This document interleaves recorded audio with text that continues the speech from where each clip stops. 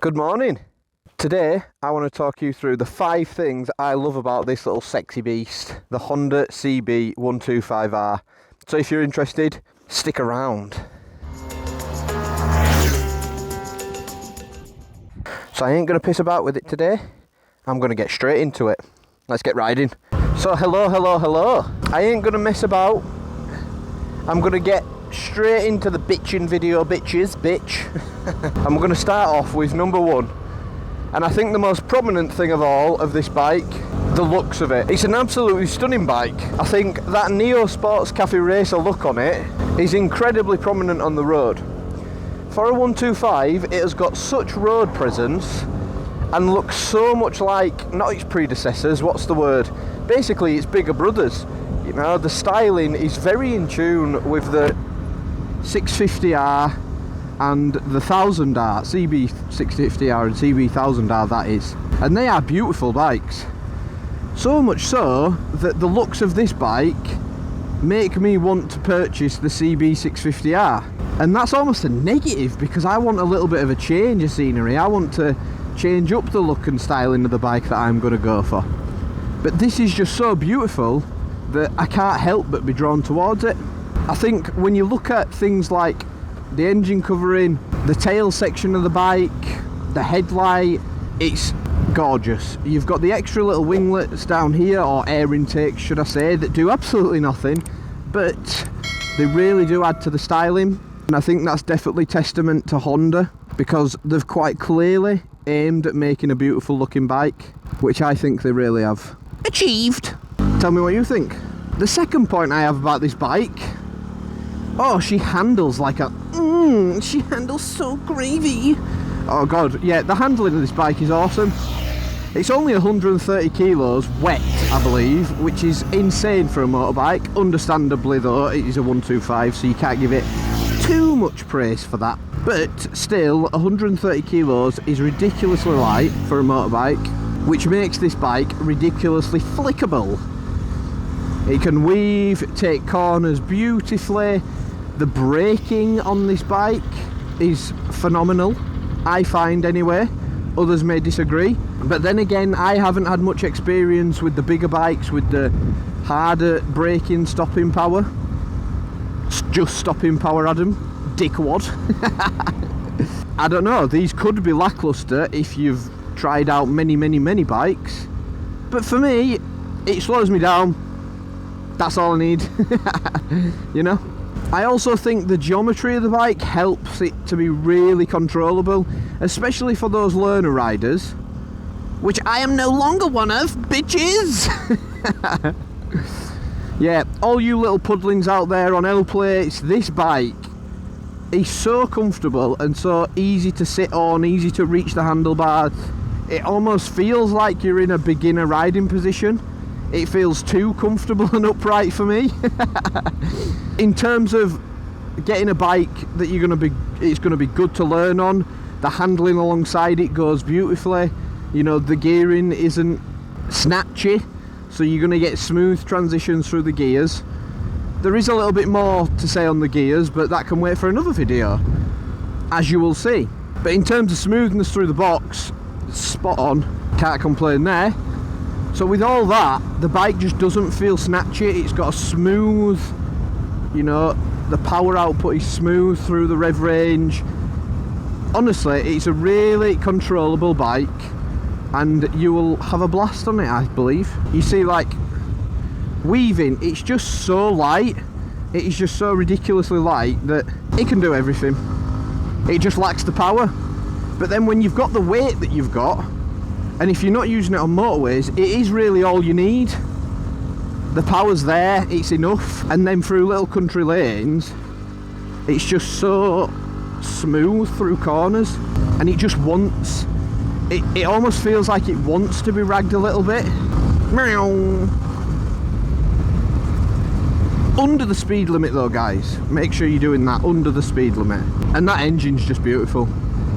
Which leads me on beautifully to take number 3. The third thing I love about this bike isn't just specifically about this bike. I think it's the Honda brand in general in terms of motorcycles, and it's a Honda. that reliability is there, and you're always going to have that there. The engine is so well put together. Well, everything's so well put together, to be honest. The only things that can let it down are those added parts. You know, for example, me, I've had the shower front forks, and they're the things that have let me down. I've actually found out that they are a little bit pitted, so I'm going to have to replace them, I think. Whoa! See, it just wants to be ridden. It just wants to be ridden. So yeah, the fact that it's a Honda really bodes well for it, because it's not going to miss a beat. And I mean, this bike's got just short of 2,000 miles on it. If you think this thing's missing a beat before blooming probably 30,000 miles, I'm not 100% sure on the engine lifespan or whatever, but I think the engine will go longer than 30,000, you know, but you might see signs of wear and tear after a certain amount, but it's going to be better than most of your manufacturers, just for that simple fact of Honda reliability, which I don't think is very questionable. It's awesome, really. I love the thing. So far we've got the looks and styling of the bike. That is unquestionable. I can't take anyone's views on that. I think it looks awesome. Second point, we've got the handling, which is again phenomenal, lightweight, enough power to do what you need to do, fantastic. And then I've got the third point of that Honda reliability. It is a Honda, it's going to do what you need it to do, and it's not going to miss a beat. I don't think, ever, I'll say ever, make a big bold statement, I don't think so, ever. So number 4, what is on the 4th point of the list, bitch? Cost.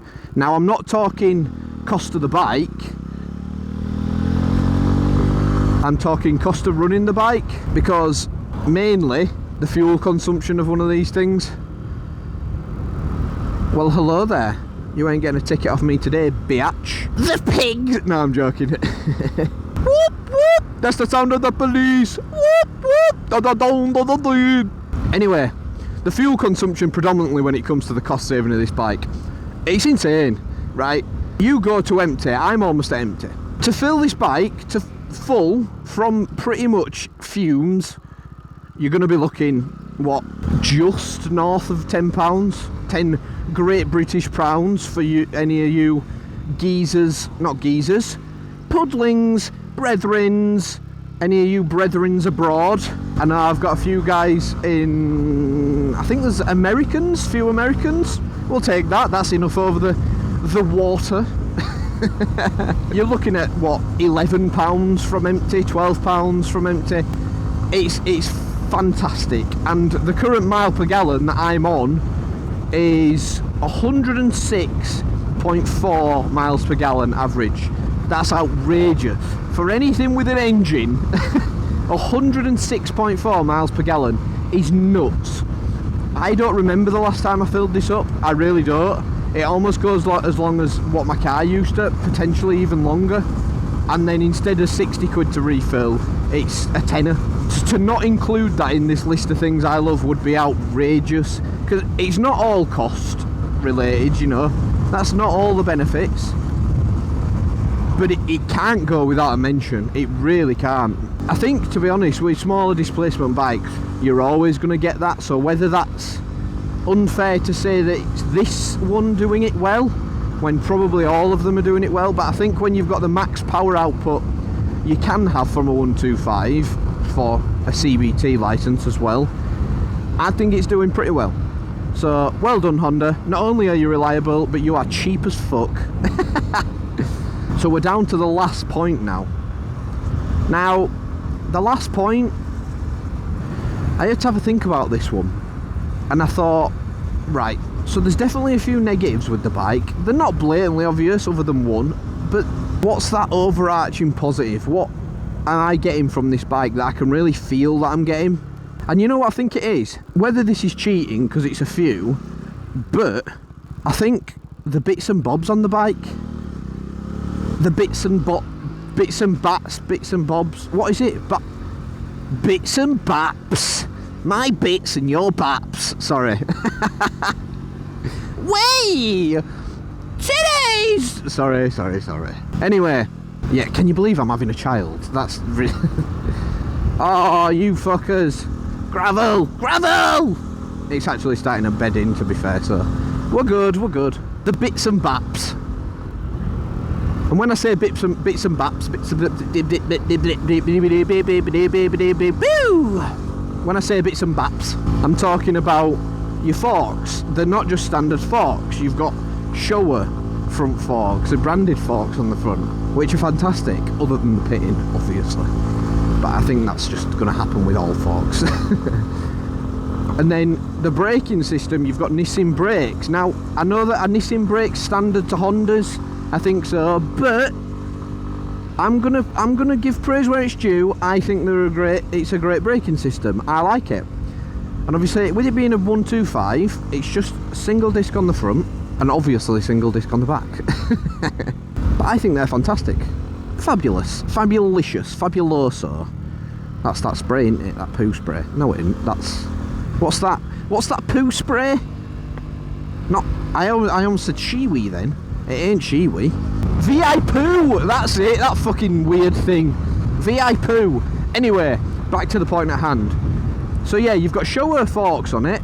You've got Nissin brake calipers. You've got an absolutely phenomenal front lighting system, and especially with that main beam on, that LED lighting system is fantastic. It is awesome. You know what? You can see in the dark with that system. Jesus Christ. Welcome to Bradford. You can see in the dark. I mean, how amazing is that? Who knew a light would help you do that? And then finally on that point, the bits and bats, the display. I believe it's called a LCD TFT display, and it's brilliant. It doesn't matter. You probably can't pick it up great on the camera, but when I'm moving my head around and the light's shining on it and there's reflections of the sun in the background, I can see everything. There's nothing I can't see at any given time. I've never struggled or had difficulty seeing anything, which again is just testament to what a great build quality this bike is, and the design of it. It's just fab. Love it.